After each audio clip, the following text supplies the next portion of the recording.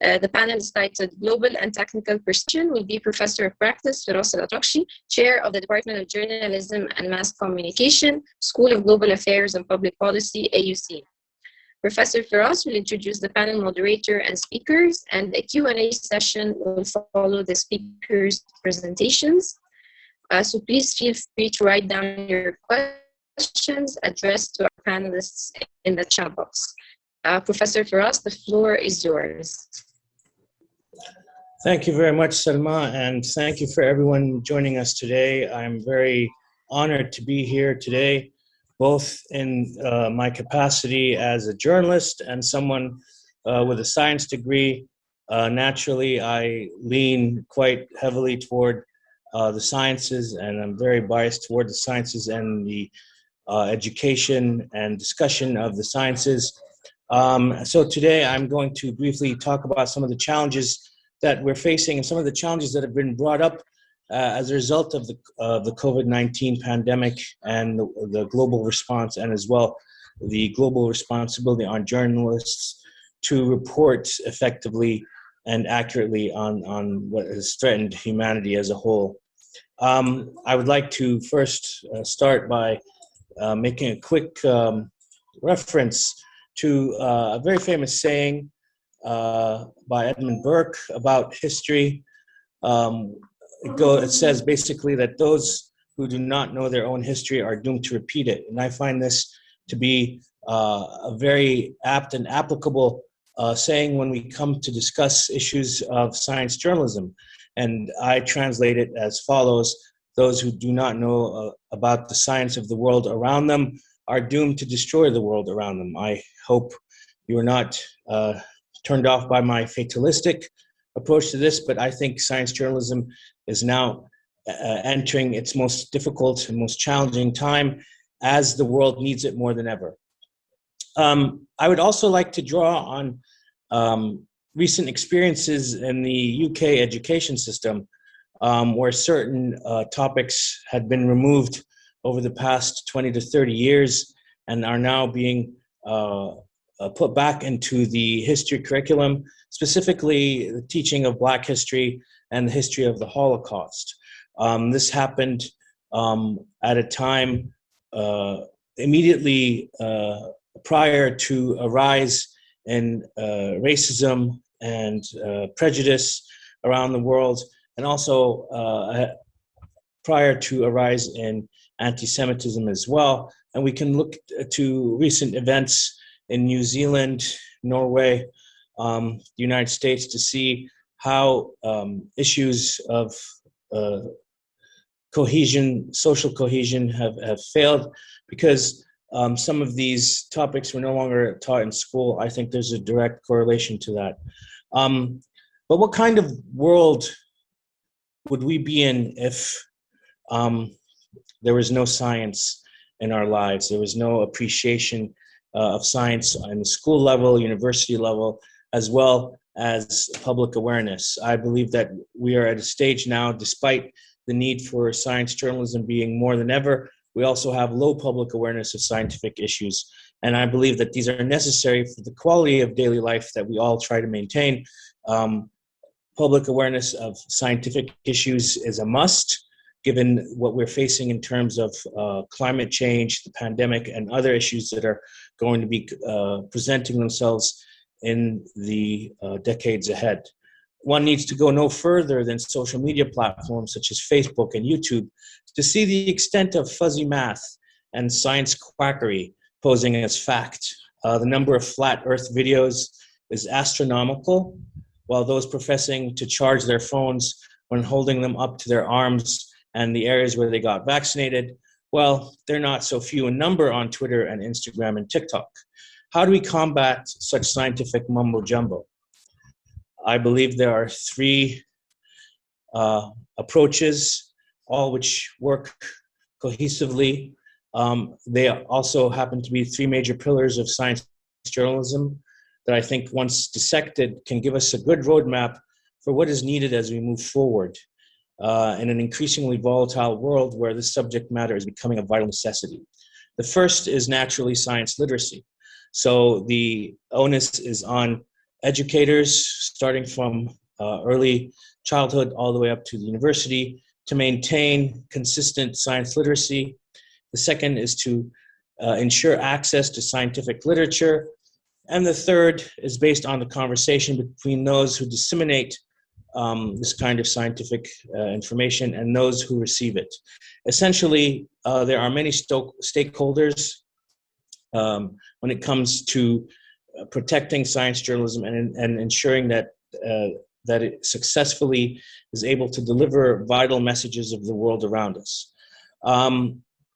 However, while there is a growing need for science journalism, resources are dwindling as news organizations and the public turn their focus elsewhere.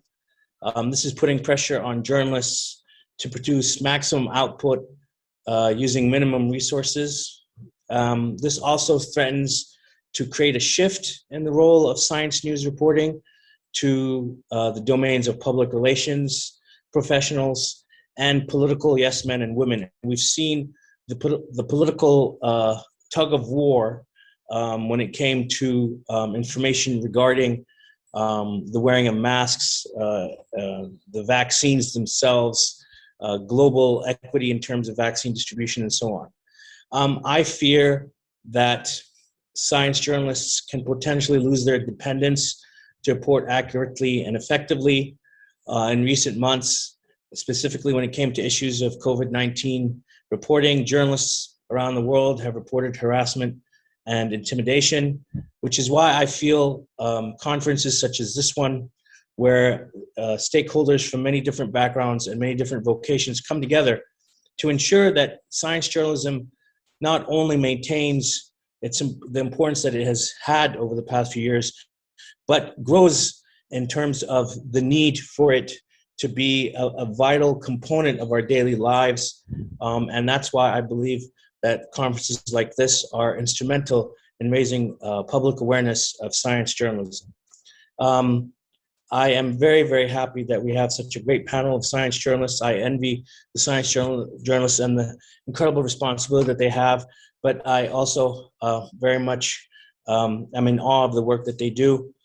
So without further ado, I will pass the baton on to my colleague, El-Shaarawi, to introduce the great panel that we have today, and I hope that we get a lot of questions. Thank you. Thank you very much for that, Firas. We have, as you mentioned, a very notable panel of experts with us today, and most of them are joining us on a very early hour on their weekend, so thank you very much. So our four panelists, one of whom will join us a little bit later, bring their own unique perspective and decades of experience in science communication and science journalism. And given the increased focus on and indeed need for effective and collaborative science journalism, I think their knowledge and experience will be of great value to our audience today. Our panel is made up of Jonathan Weiner, who is the Maxwell G. Geffen, I hope I pronounced that properly, Professor of Medical and Scientific Journalism at Columbia Journalism School. He is a prolific writer of popular science and has won several awards for his many books. His book, The Beak of the Finch, won the Pulitzer Prize for General Nonfiction and the Los Angeles Times Book Prize for Science. His writing has appeared in The New Yorker, The New York Times Magazine, Scientific American, and Slate, among many others. Our second panelist today is André Picard, who is the health columnist of the Globe and Mail, Canada's national newspaper, where he's been a staff writer since 1987. He has authored 6 best-selling books, including his most recent, Neglecting No More, The Urgent Need to Improve the Lives of Elders in the Wake of a Pandemic, which I believe just came out in March. And last year, he was named Canada's top newspaper columnist, and he's also received honorary doctorates from 7 universities. Our panelist, who is joining us a little bit closer to our time zone, is Carolyn Unck, who is the Manager of Research Communication at King Abdullah University of Science and Technology, or KAUST, which is a main scientific hub in the region. And she has worked in science communication for 2 decades, working in both Russia and Taiwan before moving to Saudi Arabia. And I think that list might even be a little bit longer. And then our last panelist, who will be joining us a little bit later, is John Cohen, who is a senior correspondent for Science magazine, where he's been writing since 1990, and is the author of 4 nonfiction books on scientific topics. His work has also appeared in The New Yorker, Atlantic Monthly, The New York Times Magazine, and many, many more. He specializes in biomedicine and is widely known for his coverage of epidemics, immunology, vaccines, and global health. So, of course, very relevant to our discussion today. And with that, I'm going to turn the floor over to Jonathan to start, who will be speaking, I believe, about scientific storytelling and how the pandemic has impacted how science stories are told and received by the public. So the floor is yours, Jonathan. Thank you. Thank you so much, Sarah, and thank you for that powerful introduction and for the honor of participating in this panel. I'm talking from New York City, from my apartment over Broadway, not far from Columbia's campus.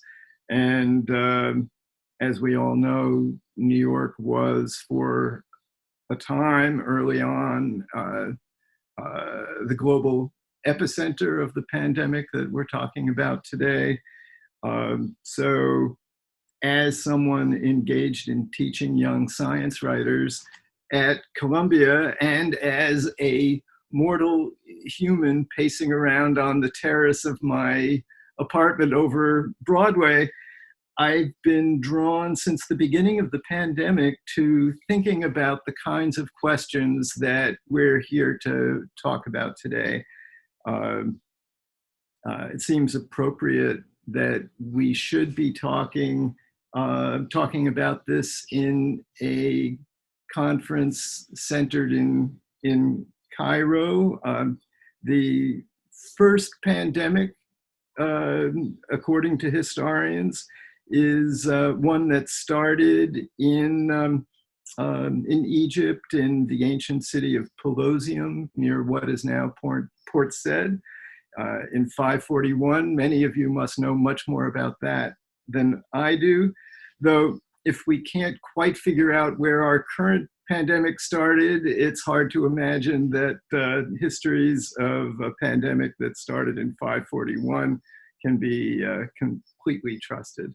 But as I say, I walked around on that terrace. There were sirens day and night in the start of the pandemic, and I was drawn by temperament and by profession and also just by this historic situation to be to look for the big picture, to keep looking for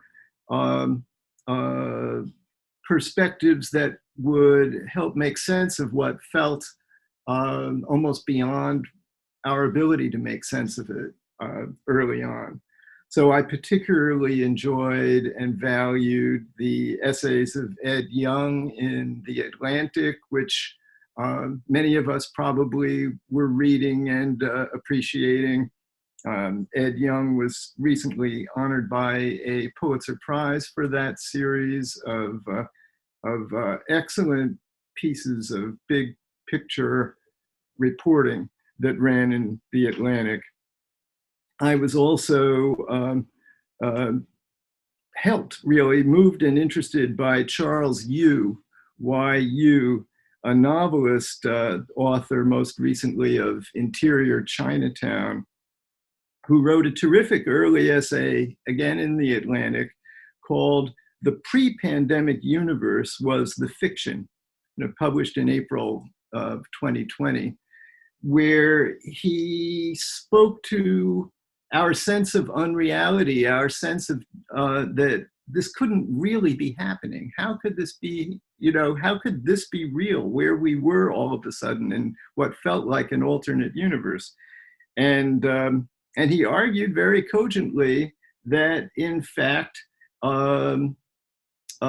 this state we found ourselves in is the real state, that, in fact, we are part of nature, that we don't live in some sort of bubble in civilization. We're perpetually part of nature and perpetually churned by the natural world as we are part of it. That was a very healthy reminder of everything that we've learned as scientists, as science writers, and connected that humbling and frightening time with the humbling wisdom that science has given us. Charles Yu, the novelist and essayist of that very perceptive essay, followed it recently by an essay called Reality in Harper's Magazine. This was, well, not quite so recent as that, January of this year, in which he connects the power of disinformation that we're all up against and that we'll be talking about, I'm sure, a great deal in this panel. The power of disinformation, particularly on the internet and driven so much by social media, with the impulse of the novelist.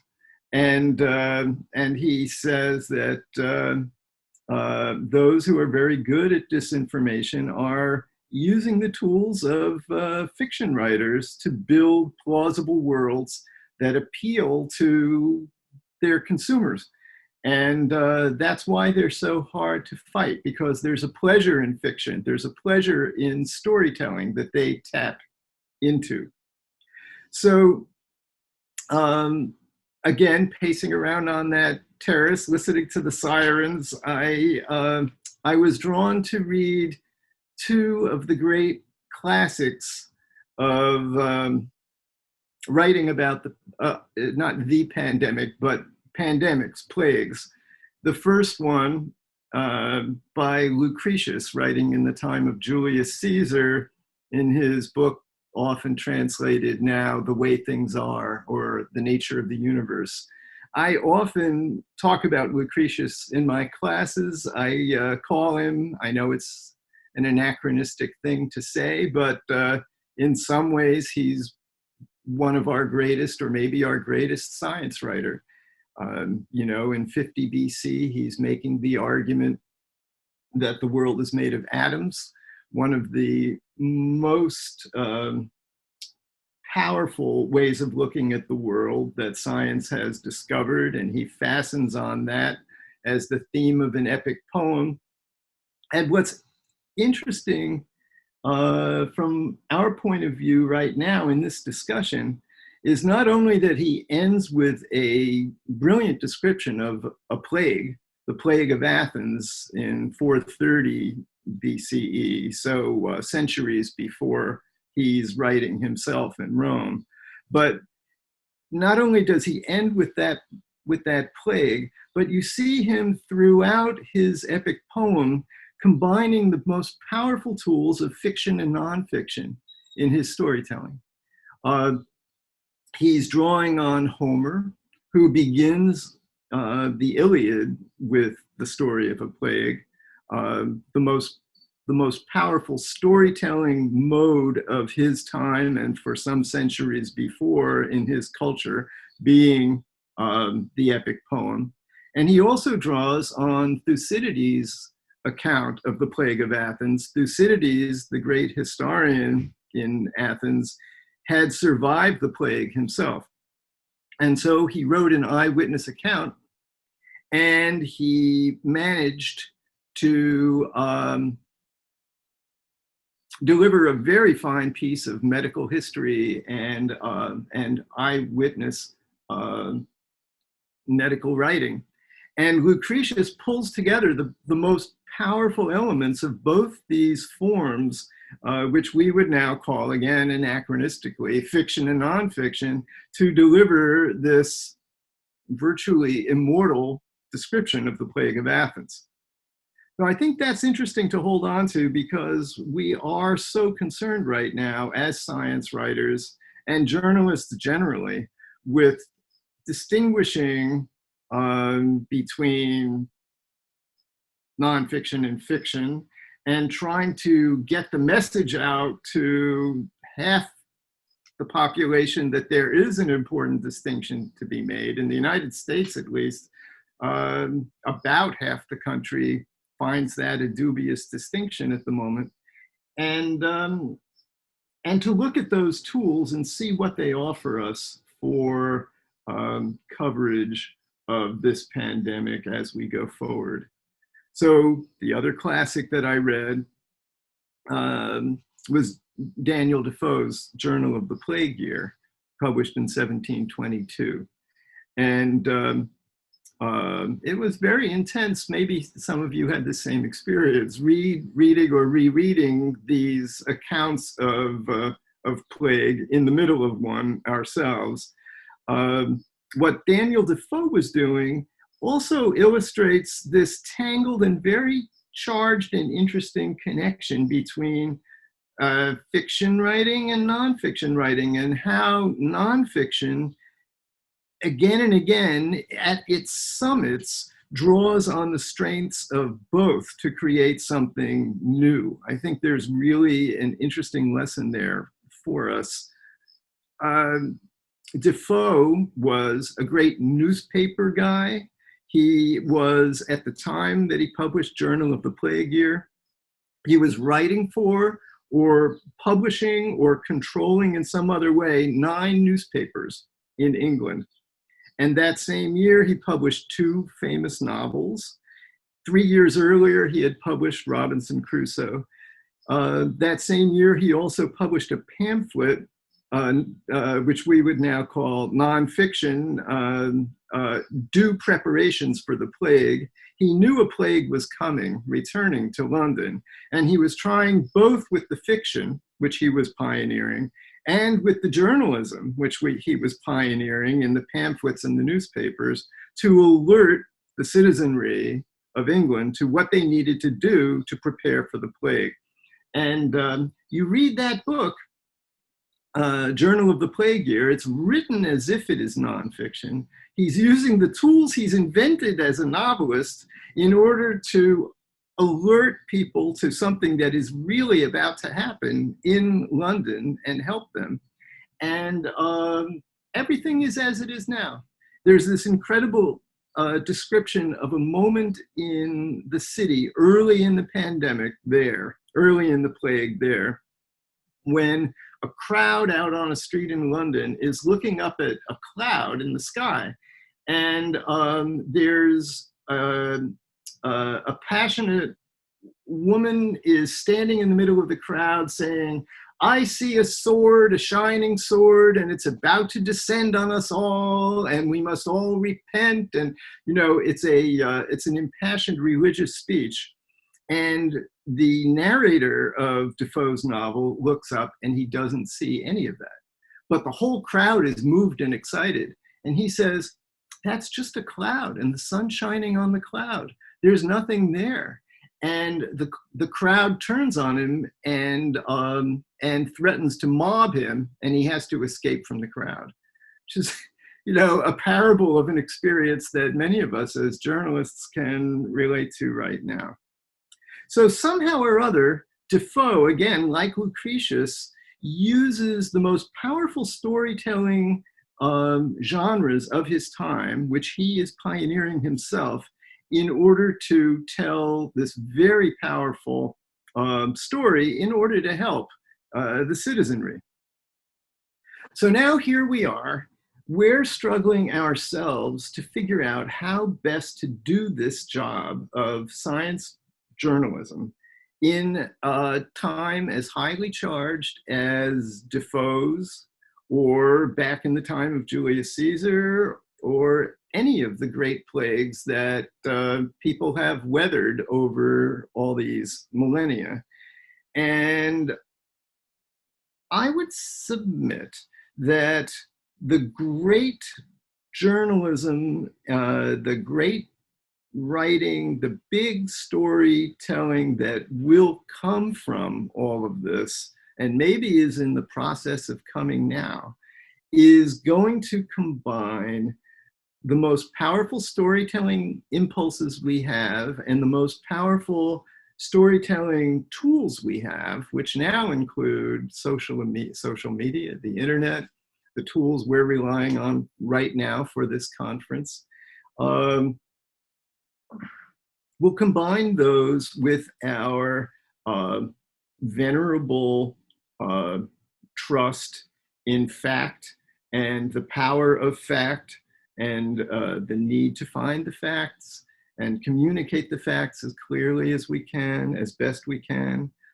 And I think it's going to be very interesting to watch as highly creative nonfiction journalists pull all of that together in some new way to respond, to rise to this terribly charged situation that we find ourselves in.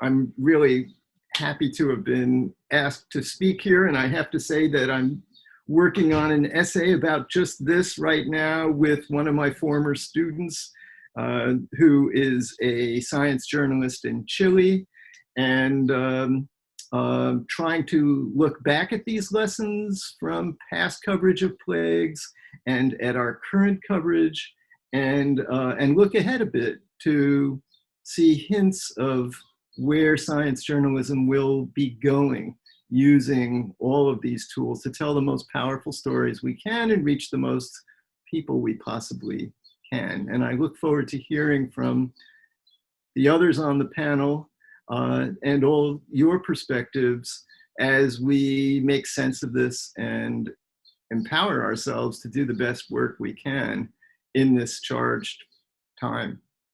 So thank you very much.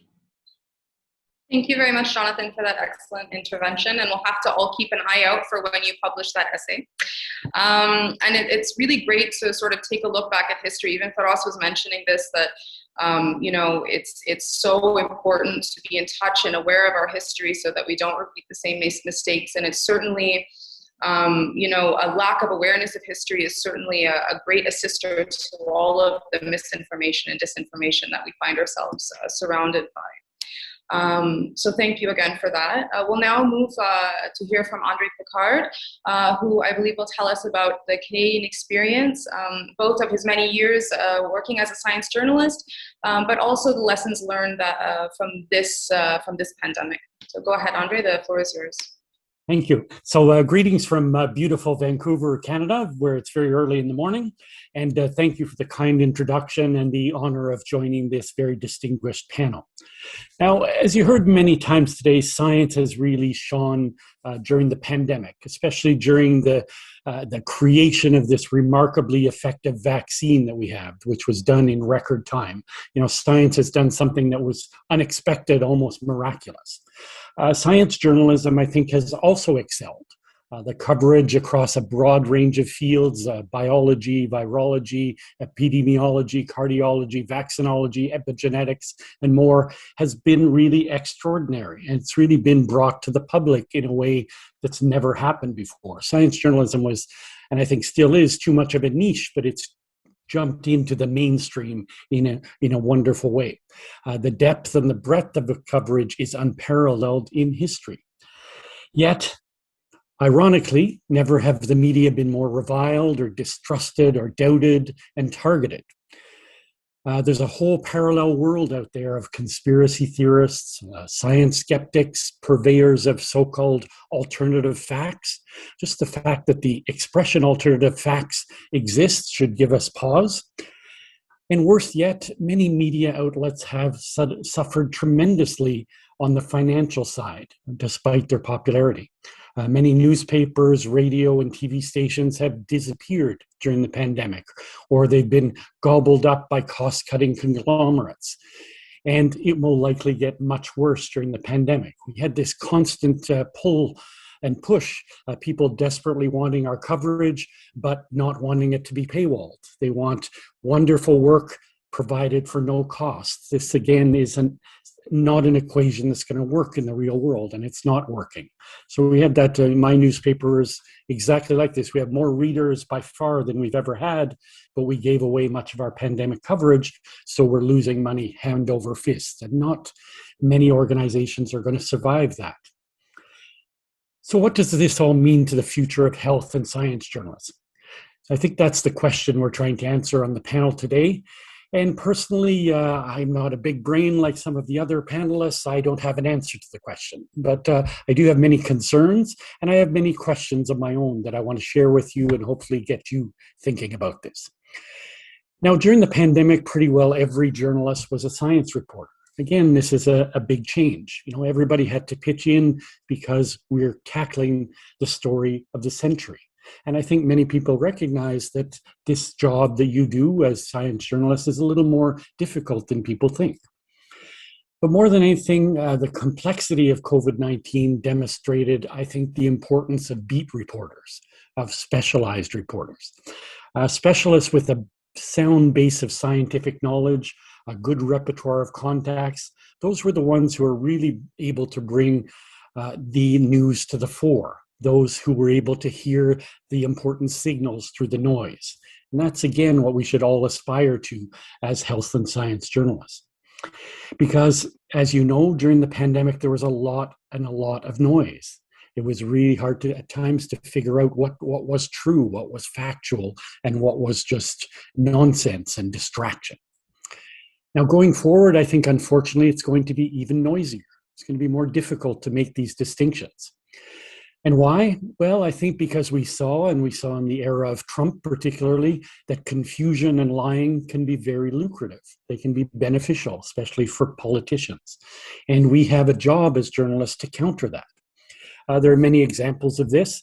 The boosters of hydroxychloroquine, for example, from Defoe through to President Donald Trump himself and beyond, really showed that the public can be easily bamboozled by outrageous claims. And I think one of the most disturbing things, sciencey language, things that sound like science, but they're not science. We struggle with that, I think, as journalists, how to deal with that. Many of the loudest voices out there are not scientists and journalists. They are bots and trolls and self-interested scammers. And again, we have to expose them for what they are. You know, sometimes it feels like common sense is being drowned out by nonsense, especially if you spend, like I do, too much time on social media, like Twitter. I think we also have to be careful not to confuse the shrillness of a small minority with its importance. We can't give them more attention and worry about them unduly more than they deserve. You know, quacks and crazies have existed forever, since the time of Defoe and before. The anti-vaccine movement is not new. I think it was born the day after Jenner discovered the first smallpox vaccine in 1796. The difference now is that they have tools like social media that give them a disturbing amount of power and an amplification that's never existed before. Going forward, the biggest challenge for science and health journalists is going to be dealing with this infodemic, with helping people sort out the truth from the untruth. Now, I often say to young journalists, I have the opportunity to do a lot of teaching to younger journalists, that the most important choices we make are not what we write, but what we don't write. And again, I think the pandemic reminded us of this. There are many things that, had they not been reported, we'd be much better off. We have to be we have to make wiser choices as journalists and as publications, journalistic publications. During COVID-19, the propagation of false and misleading information was probably as harmful as the novel coronavirus itself. And I know that's a big statement, but I think it is, in fact, correct. Journalists far too often swallowed whole and regurgitated nonsense, harmful nonsense, and we can't allow ourselves to do so. We have a responsibility. It also undermines our credibility. And the credibility of the media is already at a low point. Whether that's deserved or not is debatable. Maybe we can discuss that during the question period. But this is a bigger part of a bigger issue in society where there's a mistrust of institutions, a profound and growing mistrust. And again, some or much of that is deserved, but we have to figure out how to address that and how to fix it. The skepticism and anger that exists in the world is being exploited for nefarious political and economic purposes. And again, that was accelerated by the pandemic. The infodemic is also an issue that's far larger than science journalism itself. It's, I think, a threat to democracy. Solving it is going to be very complex, and solving it is well above my pay grade and perhaps many people on this panel today. So let me return to our level, the level of reporters and editors. COVID-19 has taught us many lessons. I think one of the most important lessons for the media, as I said earlier, is that beat reporters matter. Specialization matters.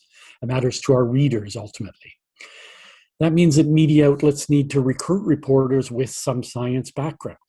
Now, of course, not every outlet can hire doctors and PhDs in microbiology like the New York Times and the Atlantics of the world.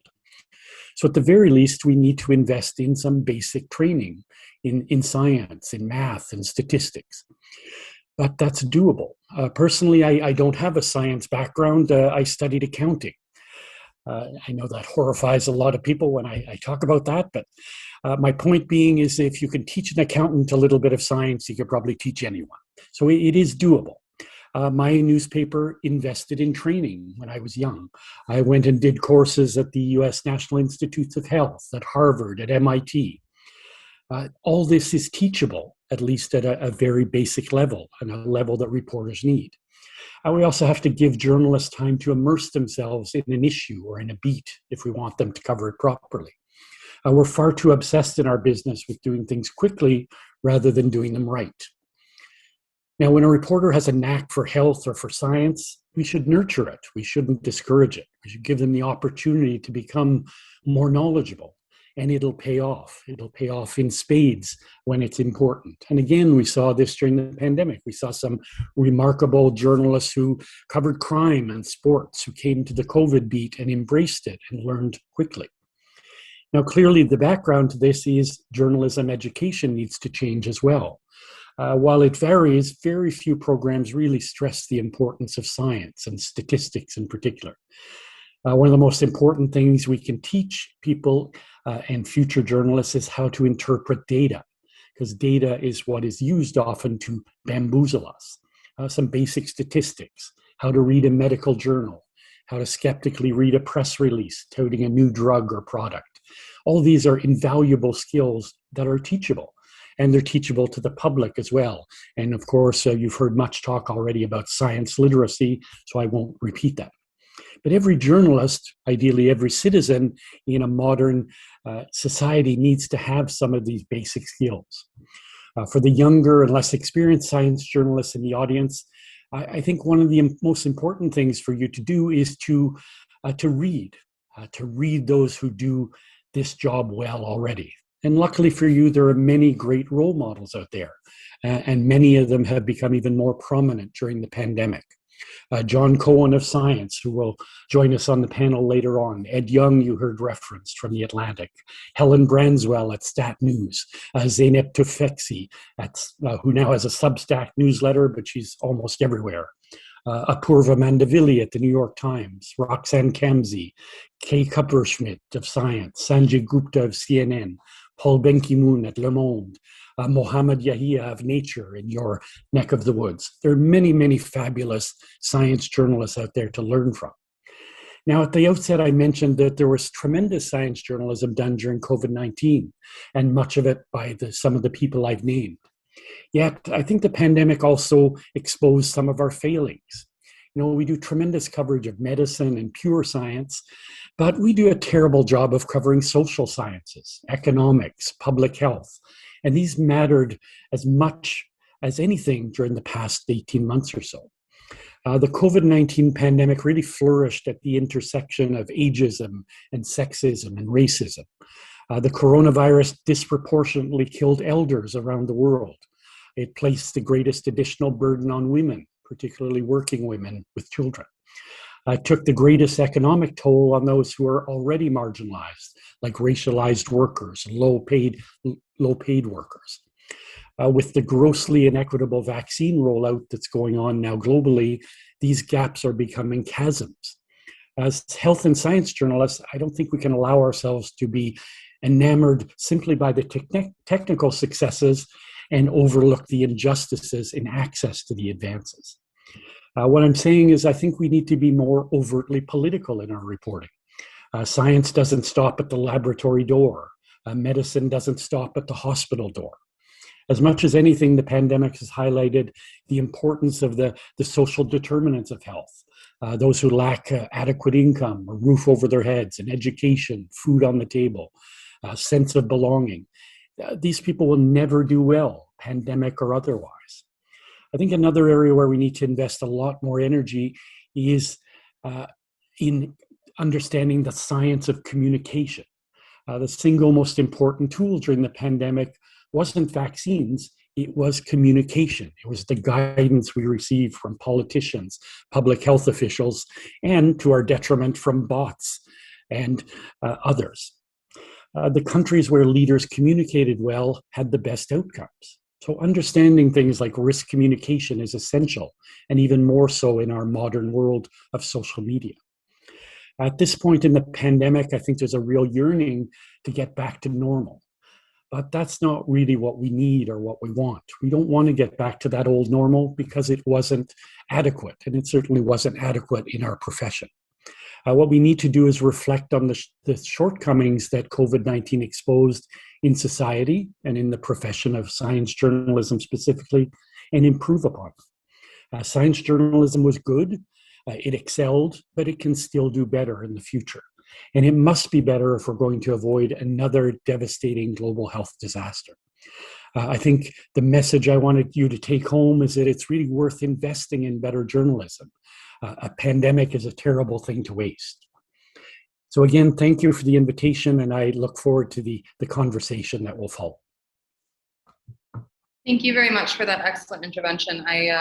I'm glad, and I'm sure many of our audience and organizers are glad that you brought up the issue of training and also sort of the challenges and limitations of science journalism on the other side of the world, because that's so much of why we're doing this project, and we're trying to build partnerships and work on science journalism in Egypt and in the Arab region in general, because there's a real deficit in training and of quality science journalism. So I think there will be a feeling of solidarity among our audience from that. Now we'll pass the mic over to Carolyn, who will talk to us about the importance of engagement with outreach for the future of science communication. The floor is yours, Carolyn. So good afternoon, everyone, and thank you for having me back to the forum. It's really wonderful to be part of this panel, and it's been really interesting so far. So thank you to both of you who went first. Today, I'm just going to basically touch on the future of science communication by talking about the importance of knowing your audience. It's kind of impossible to talk about anything this year or at these times without mentioning COVID, although my talk isn't so much about COVID. But I do like to call this year the year of the acting or self-appointed pathologist. As Firas mentioned and others, anyone can post just about anything online. And with all this fake news and misinformation aplenty, just about everyone has had to become an acting pathologist, trying to navigate their way through all of the information about the pandemic that's out there and try to come up with the best scenario to keep themselves and their loved ones safe. What the COVID pandemic has done is literally brought science news from the bottom to the top of the page of news outlets. And I can't think of many times in my life where science had been a headline for more than even a day, and now it's every day. And one positive outcome of this is that perhaps more young people will recognize the importance of science and science journalism, and they'll become inspired to pursue careers in science. What has become evident over this now more than a year is that when science news is relevant to people, they do engage with it. So I would say that the future of science journalism is for research communication to move away from sharing and informing to engaging the public. These days, as we said earlier, social media beats out radio, television, email, website when it comes to important local or international news developments. Social media offers an instantaneous and dynamic platform that has become the go-to for learning about what is happening in the world right now. There's no comparison with any other form of media when it comes to engagement, because social media is the only one of these platforms that can invite and encourage engagement with the audience. In recognition of this, we launched our new KAUST research channels, which I hope you will both follow and engage with. However, before we launched our channels, we knew that it was important to define who our audience would be, because much of our content links to KAUST discovery content, or is equally storytelling in nature. We defined our audience based on a recent survey of our KAUST discovery audience. The results of this survey indicated that our audience are primarily 25 to 44-year-old students and researchers. And if you aren't already aware of KAUST discovery, I will give you just a brief description in a minute. So armed with this information about our audience, we knew that strong imagery that provokes curiosity would be necessary to stand out in the flooded world of social media. Because our team includes 3 scientific illustrators and a scientific photographer and videographer, we are uniquely positioned to create engaging content with great images and video clips. In addition, we also follow trending themes like Fieldwork Friday and often pose a question in our posts, inviting our audience to engage with the post. As you can see, we've just started out, so we have only about 600 followers, but if you consider that this audience will grow and that more than 600 people now have the ability to easily engage with and share KAUST research, then it feels like an exciting opportunity. So although social media is taking over the world of immediate news updates, there's still value in having more complete stories and places to direct your audience to, should they care to learn more than what can be said in a 280-character tweet. In fact, in line with one of our new research strategic objectives to effectively disseminate the uniqueness of KAUST research, people, and infrastructures, and its contributions to KSA and beyond, our Vice President for Research asked us to develop a new publication to share the messages of how we contribute to national and global problems, how we provide value to decision makers and industry, and to showcase our world-class infrastructure and our cross-disciplinary and exploratory research. We knew that this publication needed to be different from KAUST Discovery and that we needed to use it to reach a different audience. Now, in case you're not already aware of KAUST Discovery, let me just explain in brief what that publication is about. KAUST Discovery is a website and a twice-yearly magazine that uses scientific papers as the basis for writing stories that are understandable to a non-specialist audience. KAUST Discovery brings the scientific developments of our researchers to a much wider audience of people than the paper itself, which is published in a scientific journal, can reach. However, our survey results tell us that the majority of the audience are still, for the most part, trained in the sciences. So building on the new research strategy, we developed a new research communication strategy, which identified 5 target audience groups. So these are graduate students, researchers, decision makers, influencers, and the public. And we knew that it was essential to define who our audience was before, because our audience will be the one who's going to determine the content, the narrative, and the look and feel of this new publication. So who is the audience for this new publication, and how will we identify who they are? And so our partners at Nature Research suggested we create personas. So who is the person going to be that would actually find this new publication interesting and would want to learn about these messages that we want to share. And it was actually so much fun doing, and we learned so much by doing it that I thought I would share them with you. So we created one persona for each of our target audience members. So Rani is our graduate student representative. She is a 22-year-old graduate student in computer science. She's local, but she studied abroad and she wants to come back to be closer to her family. She wants to be a female leader in STEM, and what she's interested in hearing about from KAUST is what computer science research is happening at KAUST and who could possibly be her advisor if she were to come to KAUST. And Jennifer is our representative researcher. So she's a little bit more senior of a researcher. She's traveled extensively working at STEM universities. Now she's looking to become a junior faculty member, and she works on coral reef restoration. So she'd be interested in hearing about what marine science research is happening at KAUST and how she can use the Red Sea as her laboratory. This is Abdullah. Through doing this exercise, we established he is both a decision maker and an influencer. He's a 45-year-old Saudi national and the CEO of one of our new Giga projects. He does speak English fluently, although he's a native Arabic speaker, and his education is in business. He wants to grow his Giga project to be a sustainable ecosystem that financially benefits the kingdom. And he would be interested in learning about what potential research KAUST has that could translate to sustainable industry sustainable processes, and if there are any researchers that he could partner with. He's not educated in the sciences, and therefore perhaps KAUST Discovery wouldn't suit his needs. Patrick Brown is our influencer. He's a 60-year-old professor of chemical science from the UK, working as a president of a STEM university, and he's looking to grow his university to be a global leader. And he's interested in knowing what KAUST is working on, how KAUST focus compares with his own, and what resources KAUST has, and if there's a potential to collaborate with KAUST. One of his barriers is that he has very little time, so whatever he reads has to be of utmost interest to him. And finally, John Smith represents the public. He's a 40-year-old director of an international renewable energy company.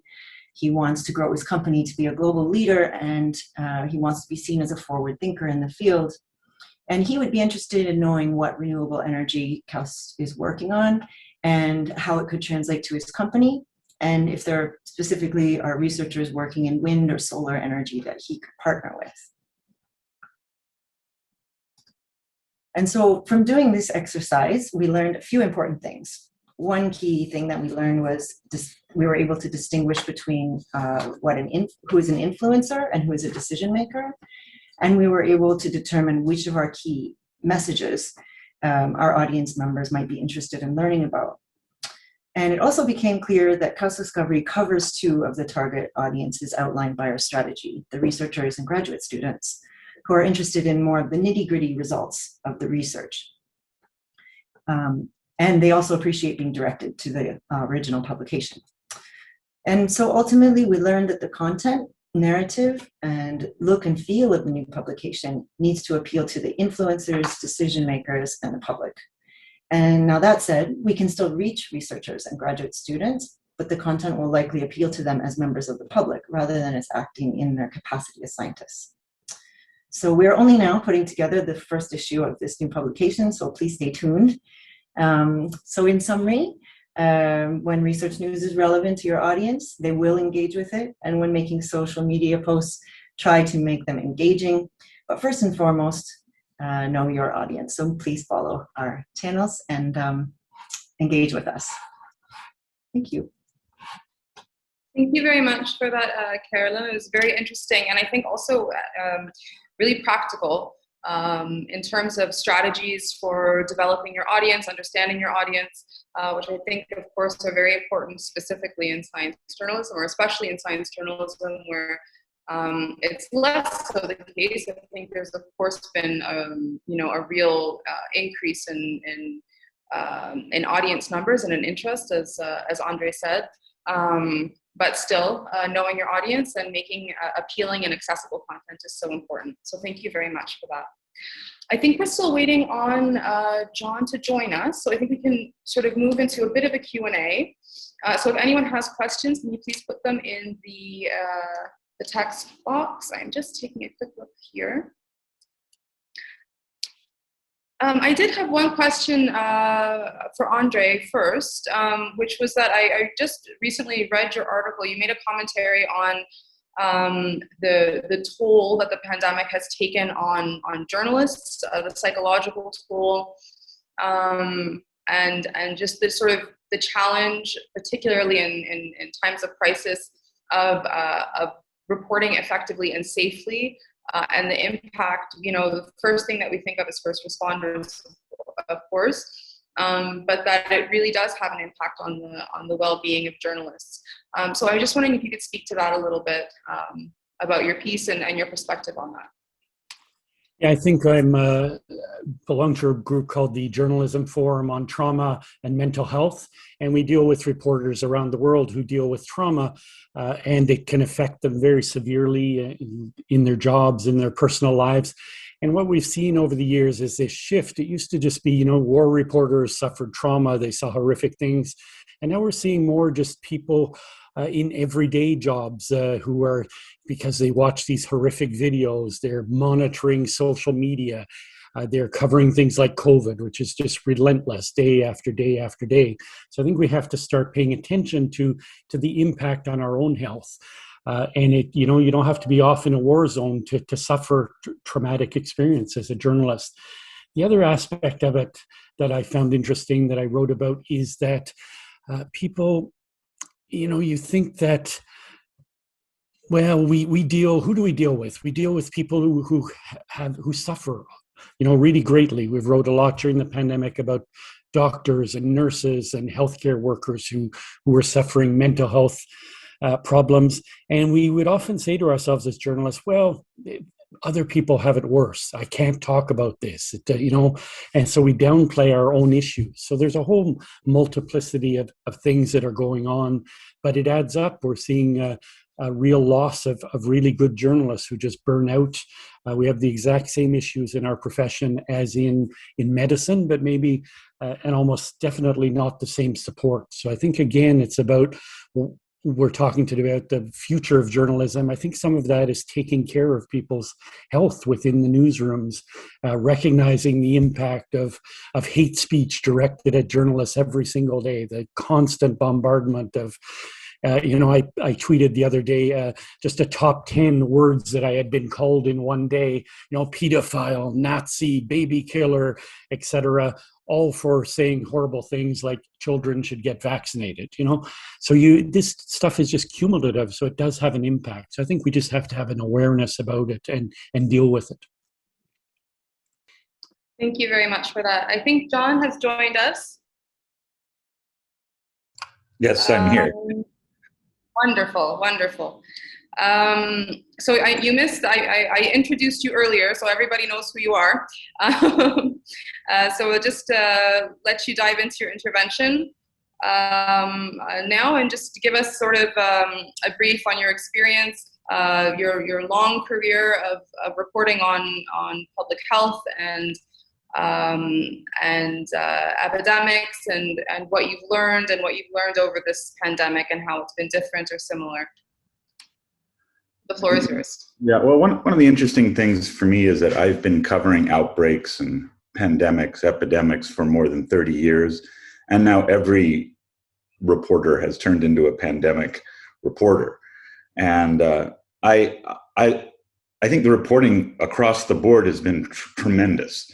I welcome all the competition. It's been much harder to find novel things. In 1999, I went to the International Hepatitis C Conference, and my lead of my story was I was the only journalist there. And hepatitis C, in Egypt is an enormous problem. It's an enormous problem in much of the world. Journalists have never paid this much attention to any virus or pathogen in my life. And for me, I joke that it was made for me. I specialize in vaccines and immunology. From January 8th, when the Wall Street Journal first reported that there was a novel coronavirus in China, which I had been tracking for several days, but kept poo-pooing, my life has been overtaken in a way that I always work hard. But last year I wrote 150,000 words for Science. I typically am one of the most productive people on staff and write 50,000 words. 50,000 words is a lot of words for a journalist to put out in a year. 150,000 is insanity. And it just completely swallowed my life. I'm still grateful for any day I don't work. There are very few days in the past 18 months where I really just didn't work. And I'm not saying that as a complaint. I think one of the most rewarding things in life is to feel useful, and that can be taking care of your dog, or raising a child, or helping your parent, whatever it is. I have felt useful, and I'm grateful for it. I've also had, because I worked as a volunteer at a vaccine superstation here in San Diego. I had a completely different perspective of what the vaccine meant, watching what I was calling the happiest place on earth in February and March with thousands. We were doing a few thousand people a day. And I was fortunate because I was there to get vaccinated earlier than most people my age. I'm a puppy, I'm only 62. I was able to start traveling earlier than other people. And I went to India, March 27th through April 9th, not knowing that I was walking into the surge. And it was so powerful to be a field reporter again. I've worked in more than 50 countries over the years. I love leaving where I live and going and seeing and feeling and smelling and hearing. And what we do as reporters is we do not sit on Zoom. This is insanity also. The Joan Didion, the great journalist and writer, wrote that great reporting is noticing what's not there. It's seeing things that are missing. And you don't see these things on Zoom. People package themselves on Zoom. This is all product. We are all products here. Look at my office, look at my bookshelf, whatever it is. And being out in India in the field again was just this overwhelming sense of joy, even though it was a horrific surge there, because I was able to be a real reporter again. And then 2 weeks ago, I was able to go to Geneva and spend 3 days at WHO with the people there in these massive empty hallways where no humans were there. What was missing was humans, other than the people running the show. And the offices are still empty, which really struck me. I don't remember whether I ended up getting that past my editors, but it really kind of bowled me over how WHO has been functioning remotely also for the most part, other than these press conferences we see. But the room is a giant room that's empty, other than the 4 people we sit and ask questions. So the story of epidemics and pandemics often breaks into the same categories of treatments, preventives, epidemiology, the sociology, the constructs, and community and origin. The origin story that's a media feeding frenzy right now is really nothing new. I've covered origins for the HIV/AIDS origin issues were hotly debated for decades.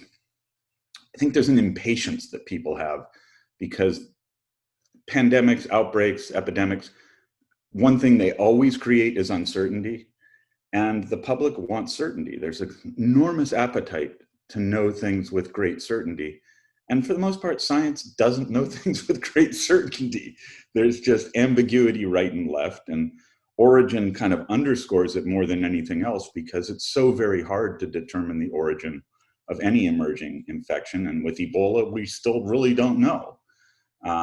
After a great deal of research, HIV took really decades to settle the debates. MERS emerged in Saudi Arabia, but we later learned that it was in Jordan several months earlier. And the bat that harbors a virus closest to SARS took more than a decade to find. So I think there's this tension between this drive for tell us now, tell us now, tell us now, and we don't know. And as a journalist, that is possibly the most unsatisfying story in the world to say, well, here's a story about everything we don't know. People want new information and they want to make decisions based on it. And I also look at this as sort of reporting on a wildfire, where we're constantly checking in with where's the fire moving and how hot is it burning and what are the winds doing and what are the winds going to do tomorrow. And the information keeps changing. And there's a great, certainly in the United States, there's a great sort of mistrust of people changing their minds. as new information comes in, it's like, oh, you said you don't have to do this, you don't have to wear a mask, now we got to wear a mask, what's wrong with you? And the reality is the fire started blowing toward your house. It's like, it wasn't blowing in that direction before, it is now. Information changes. And I think right now in the United States, I think we are in, I'm calling it the open accordion mode. I think we are open right now, but I think the accordion is going to squeeze back. And especially in places that underuse vaccine, we're going to see the Delta variant leading to people changing their behavior again to protect themselves. And I think we're going to keep playing the accordion for quite a while until we find the toleration point. And I use that language because if you look at influenza, it kills a lot of people every year. In the United States, we have about 60,000 deaths in a really bad flu year, but we tolerate it because our hospitals still function and we allow businesses to keep running and schools to stay open. And 200 children in a bad flu year die in the United States. And I'm going to be very brutal with you. Last year, one child in the United States died from influenza because we masked and did social distancing and shut down businesses and shut down schools. So we know how to completely control influenza in the United States and not have children die from it. But we allow 200 deaths of children to occur because we can tolerate that. And that's true for every country in the world with every disease. You reach a toleration point. And vaccines get you to that toleration point far, far earlier than people realize, because people are focusing in wealthier countries that have vaccine, they're focusing on transmission and cutting transmission and case numbers. But the real thing we need to focus on, of course, is keeping people out of the hospital and keeping people alive. And if your hospitals were functioning from the beginning of this, we would not have had shutdowns. It happened because Wuhan collapsed, Iran collapsed, New York collapsed, Seattle collapsed. We saw the hospital systems crack. And that's what led to all the shutdowns. And if you get a pretty low level of coverage of vaccine into the right groups, into the most vulnerable, you see the hospitals functioning again within a month or 2 months. So we're striving for huge coverage of vaccination, and I think we should, but that's a transmission goal, which is very different from the basic goal that COVAX has been pushing for the globe, which is get all the vaccine into healthcare workers, get it into the elderly, get it into people with comorbidities, and then worry about everyone else. So that was a very long-winded answer to a very short question. Thank you very much for that. I think we'll want to talk a little bit about you were mentioning sort of this us working everything being on Zoom and what it was like to you for you to finally get back out in the field. So I think in a little bit later maybe we'll want to talk about what these changes will mean for the future of science journalism. But for the moment, I'm going to pass the floor to Firas, the session chair. Firas, would you like to ask a question? Yes, thank you. I'll give John a little bit to catch his breath after that long-winded answer, to quote him. So I'll just, actually, I have a question for André. You said you were an accountant, and I do feel that, or you studied accounting, and I do feel that, studying accounting gives you an unfair advantage over other students who might not be mathematically inclined.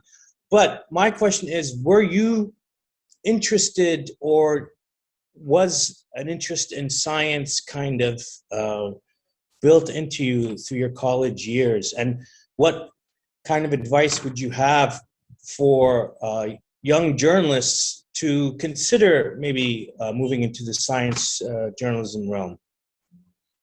Yeah, so no, I wouldn't say I had a good science education. I would say serendipity was what happened. So what I always tell my journalism students is just be open to follow your passions.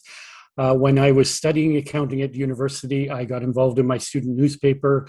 This was the early 80s. When AIDS was coming along, we started, student newspapers tend to be fairly activist.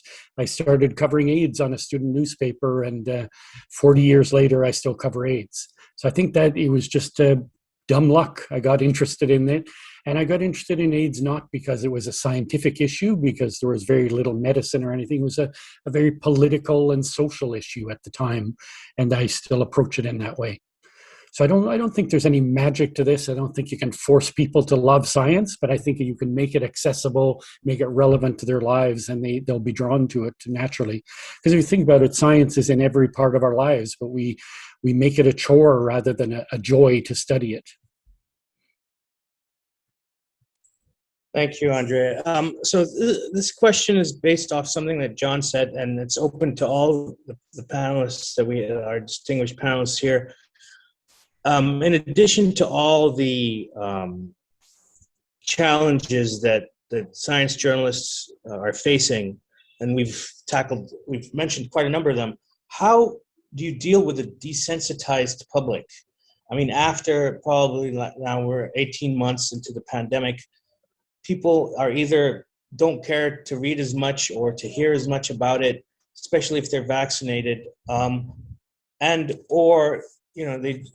somebody dying here, somebody dying there, as harsh as it is to say that, doesn't move them anymore. And I think John mentioned something about 200 children.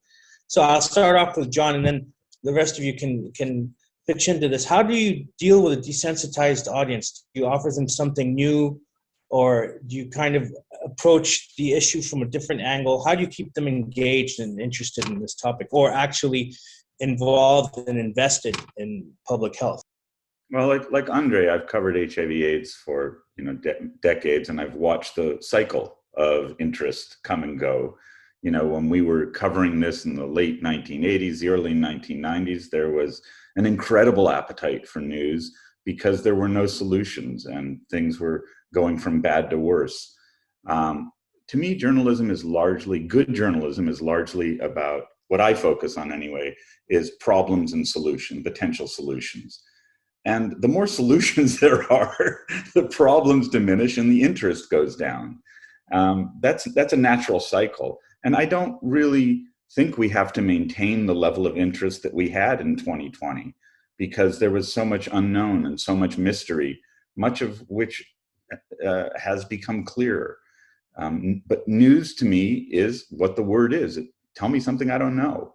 And then mix that with something that's ideally both interesting and significant. And if you have all those ingredients, you've got a story. And I keep finding stories. I have to file a story later today, and it's a Sunday. So I think it's harder for journalists who haven't been covering this area for a long time to keep finding news stories. But for those of us who've been covering obscure diseases like scrub typhus or things that no one cares about for decades, there's still plenty of prey out there to hunt. I'm having no problems. I'm backlogged for months. I know what I'm going to be doing. And I'm now getting to a point where I'm feeling the way I used to feel, like the competition is diminishing, and I'm enjoying that. I don't get scooped as often.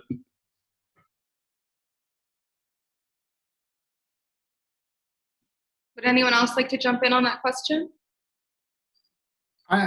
I come at this from a different angle from John and maybe from André and Carolyn, because I do what's known as feature writing, long form stories where you try to bring one character or a couple of characters to life, and it may not be news driven so much. It may be connected with the news, maybe deeply connected with the news, but in other ways, you're trying for the timeless qualities of storytelling, of getting people to really care about a character. And I think there too, that kind of writing can make a difference right now in keeping people engaged and people caring about what we've all become a little bit desensitized to. If you put one person in front of you, like maybe that one child, John, who died of flu last year, that's a story. I haven't heard that story. Somebody could write about that child, that family, and it would be poignant and interesting, potentially, for millions of people. Even though the statistics we're sick of in some ways, the whole experience so many people are sick of, we're never sick of good stories. And we're never sick of encountering strong characters in whatever medium it is. So, that's where I come at this from. I write feature stories also, and I write books, and I'm a great fan of your work. And you have a luxury that I wish I had, where that's all I had to do. I unfortunately have written 4 books that have won awards and have not made me rich, have not freed me to do what you do. So I envy you, and I wish all I had to do was write about that one kid. And I'm sorry I mentioned it publicly, because it is a great story idea, and now I have to compete with you to see. Well, I mean, thank you for saying that, but I don't have the luxury of all that time either, I have to say. And I put most of it into the teaching these days. And I hope one of my students will end up jumping on that story. So there's your competition, John. I wanted to ask Carolyn,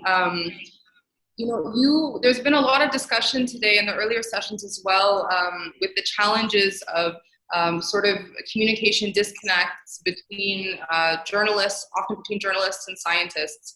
And I'm wondering, since you work so closely with researchers to present their work and prepare it for a broader audience, what are the biggest challenges in preparing that type of content for a broad audience and making it accessible? Actually, I think the greatest challenge is that there are some researchers who are very anxious to talk about their work, and they see that it's relevant and interesting, and so we can work with those people. It's easier, they come forward. But it's trying to reach the people who don't realize that their research is actually interesting to a broader audience. So if we can't get them excited about communicating outside of their niche circle, then it's hard to know how to help them. So I think that's the biggest challenge. That's an interesting answer and an unfortunate one, actually.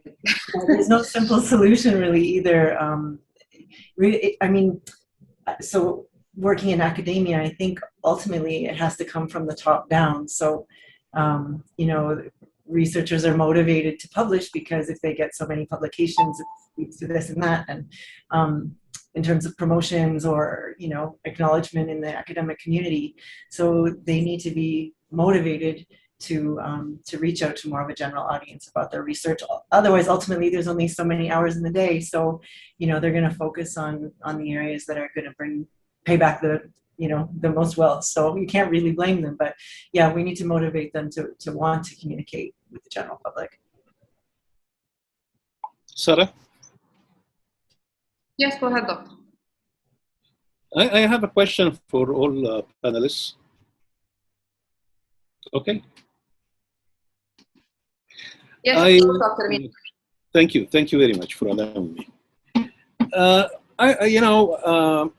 I just want to take advantage of the wonderful experts that we have on this panel and ask him a question. We are still kind of 101 science journalism. And I wonder if they can, on the top of their heads, recommend, the best text or references that we can use to push, the kind of diplomas or courses that we are planning to do. If there is any audiovisual materials that they can recommend as well, this would be fine. I'm sorry to put you guys on the spot, but I would like to know if you can recommend any references for us to use. This is the first part of my question. The second part of my question is, there are I understand that you have obligations But after I heard you, we are in the developing world and suffering from many issues and problems, mainly, slowing us to develop a good field of science journalism. So have you ever considered, doing, transnational? I heard Jonathan saying that he has a student in Chile. And have you ever, thought about doing kind of a lecture, a public lecture, for example, for students in the Middle East, that we can help you to arrange it? This is my second part of the question. Thank you. I can kick that off by recommending an excellent book called Telling True Stories, edited by Kramer and Cole. It's packed with terrific advice about the nuts and bolts and craft of reporting true stories, whether it's about science or politics or health. And I assign it to my classes year after year, and they find lots of good tips from some of the best people working today, including Joan Didion, for instance, who's so that's for books, and there are many others. In terms of trying to be more international and less local, absolutely.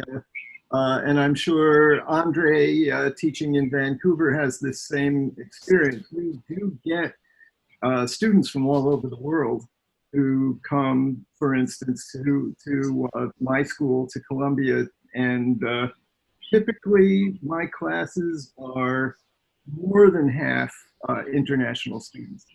And that's really special. That's really of great value, and it's exciting.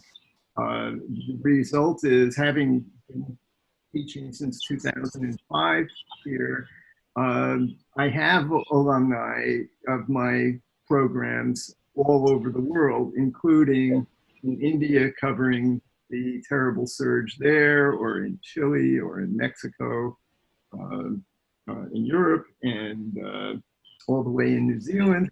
And it's exciting and it's important. So we do value the work that's done, not just in a couple of cosmopolitan centers, but all over the world. And some of our graduates in India helped to start a magazine called Caravan, which focuses on this kind of long-form work and telling true stories. So that's very good. Thank you for telling me that André is having the experience. I think that André is not gonna want to internationalize himself, because he lives in the most beautiful city in the world. So why bother? Is that right, André? Well, Jonathan is right. More than half our class at UBC Journalism is international students. This year it was all done online, but we had our students in Indonesia. We had them in Accra. We had, in fact, someone in Cairo this year. I'm sorry. So we do have a very international program, and I think this is on campus. I'm really sorry to intrude, but this is important for me. This is on campus, or this is online? Well, this year it was online, but in a normal year they would have come to Vancouver and done it live. But what I tell the students on the first part of your question is not so much textbooks, but read other good journalists. It's the best way to learn. Read the Ed Youngs, read John Cohen. You'll learn a tremendous amount just by understanding how their story was, just looking at the story and the structure and why did he speak to certain people, etc. There's a lot to be learned through reading, the very basics. Are you outsourcing your references for your lectures, or you're just telling them to read? I'm not an academic, so I tell them to read. Oh. Okay, it's good. This is good. I've done several training programs of in different countries with journalists. I've worked in many African and Asian countries doing training. I did some in international AIDS conferences. We used to do something called J to J, which was journalist to journalist, which we staged. Yeah. Garrett organized it. We'd stage it before the meeting to help journalists from all around the world understand how to cover the conference. The one thing we haven't mentioned that is critical is I enjoy a freedom that many journalists don't enjoy. I don't worry about soldiers with guns coming to my door because of what I write. And journalists in many countries where I work fear their governments, fear their military, and they don't have freedom. This is an excellent point. And it's really, I've learned that it's really kind of cocky for me to talk about what I do because of the freedoms I enjoy that they don't enjoy. I completely agree with André on teaching. When I guest lecture, I say, a standard thing I say to classrooms is, how many of you know or have a favorite musician? Everyone raises their hand. Everyone listens to music critically, and they'll tell you who they hate and they'll tell you who they love. And when I ask them the same thing for writers, hands don't go up. And I say, you need to get to a point where you love certain writers and you hate certain writers. You've got to come to that point by reading and marking up what you're writing with a pen and pencil or with your cursor, and selecting the sentences and the paragraphs that sing, and selecting the sentences and paragraphs that you absolutely hate. I think J. Rowling, who writes the Harry Potter books, is a horrible sentence by sentence writer. She tells a great narrative. People buy her books more than they buy my books. They love plot that she has, but her sentence by sentence construction drives me crazy. And it helps me to mark up her work to learn why I dislike her sentences so much. And I would recommend reading Jonathan's Beak of the Finch. Mark it up. It's beautifully written, paragraph by paragraph, and it has a plot. And I've been through the book with pen in hand, trying to figure out how he did what he did. And that's the key to me to learning how to write, is really reading the way you listen to music. It's the same thing. John, I thank you very much. You raised a very interesting point. And I just want to tell you that we are no different. You know, well, it's the same thing. If we raise the same question that you raise, you will find the same answers over here. So people are really very critical and tied up with their music. And for us, Atraqchi can shed some light on this. But when you ask them about your favorite writer or your favorite journalist, or they don't come up with any names. So this is, again, I guess it's a global problem, and we need to address it. If we gain 25% success on this issue, we will be in a much better shape than we are right now. Thank you, Doctor, and thank you for your answers. Firas, if you have another question that you wanted to put forward, and then I'll go to a few questions we've received on messages. No, I think we should open it to our audience and our attendees. I'm sure they have some interesting questions. We do have one I just received. This is for Jonathan. And it's, what is the greatest lesson we've learned from history on pandemic and human nature, and how humans deal with pandemics? And have we evolved, or have panic levels remained similar historically? That's a great question. And John, I just wanted to thank you before going on for what you said about my book, and for what you said about reading. I make the same speech to my students also, and It is the single most important thing you could say to students, students of journalism, is read, read, read. Read the good stuff, even read the bad stuff. And as you say, John, to read it critically and start to really care about what you like and what you don't like. And that'll shape what you do, what you bring to it. So before we started this morning, I was looking again at my copy of Daniel Defoe's Journal of the Plague Year, which is, you know, an amazing book that feels absolutely timely right now.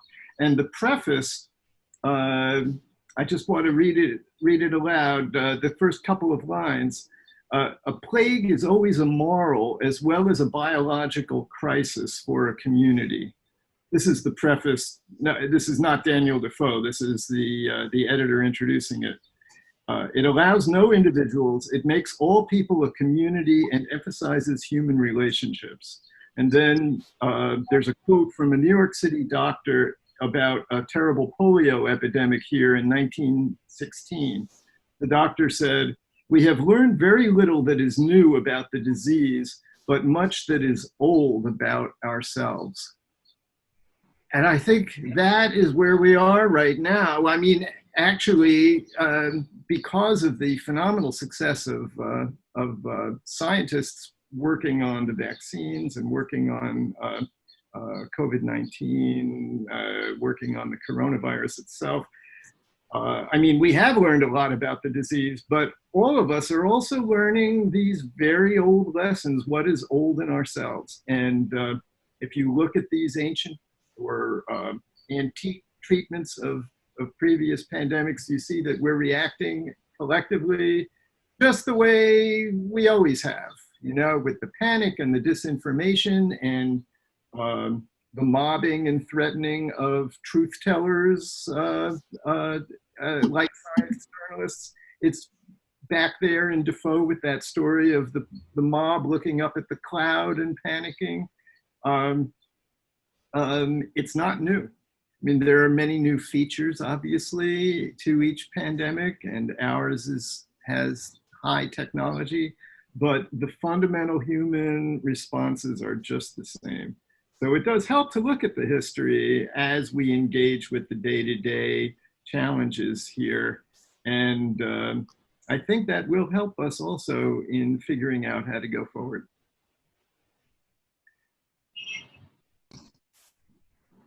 Does anyone else want to? The question was for Jonathan, but for the other reporters who have who have worked on other epidemics, do you want to comment on that question? Whether or not the response has been similar. Of course, we haven't dealt with anything on this scale in our lifetimes, but have you noticed similarities or differences in terms of human response and public response? I see a lot of the overlap Jonathan's talking about. I also see profound distinctions based on the communities that are affected. You know, with HIV/AIDS, the initial impact on men who have sex with men in particular, who were an organized political body with gay women, created the driving force to push science to react differently and to push the regulatory bodies to behave differently. And it was a profound shift from AIDS activism in the relationship between people suffering through a plague and the people responding to it. Because that community was so focused. The community now is everyone. So, and the people who are hardest hit are 80 years and older, and they are not chaining themselves to the pharmaceutical company Gates, and they are not lying their bodies down in front of the Food and Drug Administration and the FDA. They're not an organized body that politically is trying to shift the conversation. And you know, André has the luxury of writing opinion pieces also. And with many of us, we don't have that luxury. I envy that, André. And so he's able to critically say things that, because of his experience covering this stuff, is very informed and sharp. And a lot of journalists who are new to covering this, they don't even have opinions. or their opinions aren't informed opinions, I should say. Everyone has opinions. They're just not informed. So there aren't a lot of commentators who have a history covering this stuff, who have come to this. And with other epidemics, with HIV, gay men formed these enormous collectives of intellectuals who critically wrote about stuff in real time and were some of the best journalists covering the epidemic. And so I find that that's kind of a missing component now with critical thought. Okay, I think we have time for one more question. This one has been, it's directed to John, but I think maybe everyone might be able to say something about this. So the question is, in a world where politicians are so involved in science, how do you balance politics and science? Nothing new. There's nothing new, and this goes back to the Defoe book. I mean, politics and epidemics have always been intertwined because we rely on governments to protect us, and outbreaks like this always show the weaknesses in society. They always highlight our failures, whether it's a public health system or leadership to take something seriously or to address things with compassion and empathy. So to me, it's the same old, same old. It's been accentuated by the populism that's running rampant in the world, and Donald Trump and Bolsonaro and Modi and Xi Jinping are world leaders who share a similar populist fever and strain that can work directly against science and can use scientists as targets again and again and scapegoats for the things that aren't going well. And so I think that's colored the response here. But HIV/AIDS, when AIDS emerged, the political climate was hostile all around the world from leaders who either didn't like gay men or didn't like people who shot drugs or didn't like sex workers or whatever the long list of things was. So in my experience, it's not radically different, but it's a different flavor of the same dish. Would anyone else like to comment on that? Just in one last minute we have. I'll just jump in. I'll say, I think, as John said, things are inherently political, especially when it's going to affect people in different parts of society. So I don't think that's surprising. I'd like to use the term in my reporting. I think things have to be science informed rather than science based. I think we have to recognize that politics is going to influence everything. And part of our jobs of journalists is to get out that information so you can be influential, to make politicians and policymakers pay attention, maybe not heed 100%, that's maybe a dream, but at least pay attention to the science and be guided by it to a certain extent. Thank you very much. I think that's a nice note to end on. I'd like to very sincerely thank all of our guests for joining us today, especially those who had to wake up extremely early for us. So thank you. And all of you have brought new perspectives and diverse experience. So we really, really appreciate it.